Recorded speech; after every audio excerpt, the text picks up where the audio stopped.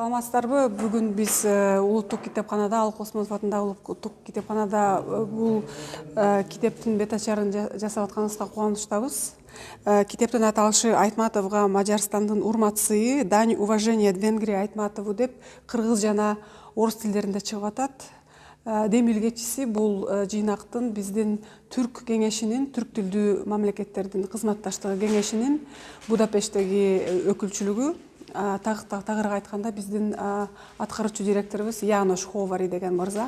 Өзү дипломат, элчи, түрколог.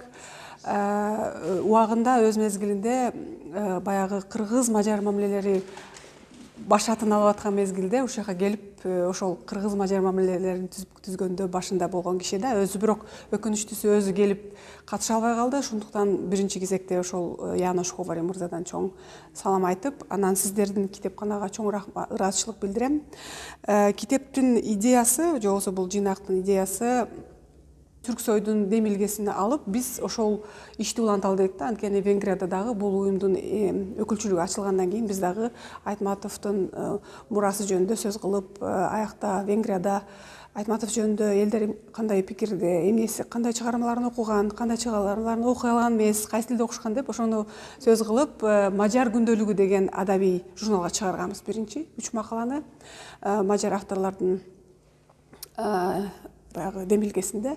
Анан ошол 3 макала чыккандан кийин, 3 автордун макаласы чыккандан кийин мен айтып калдым да, бул жакшы болду. Мажар тилинде чыкты, мажар окумаларында чыкты, Айтматов жөнүндө сөз болуп атат, бирок ушул нерселерди биздин Кыргызстандагы аудитория билбейт, кыргыз тилдүү, орус тилдүү деп.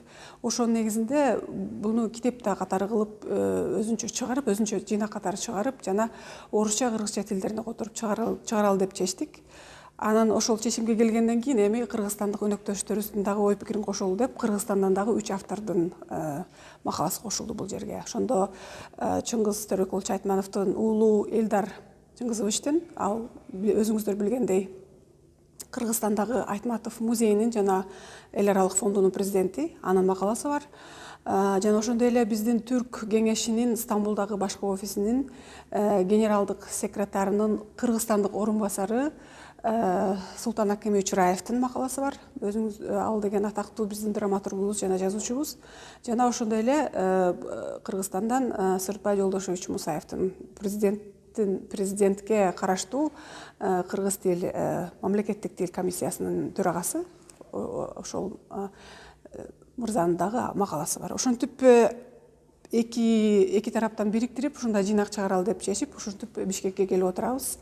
Улуттук китепкананын бизге ошондой сонун орун бөлүп берип, иш чарабызды өткөрүп бергенине, биз менен кошо өнөктөш болуп, биз менен кызматташканына чоң кубанычтабыз.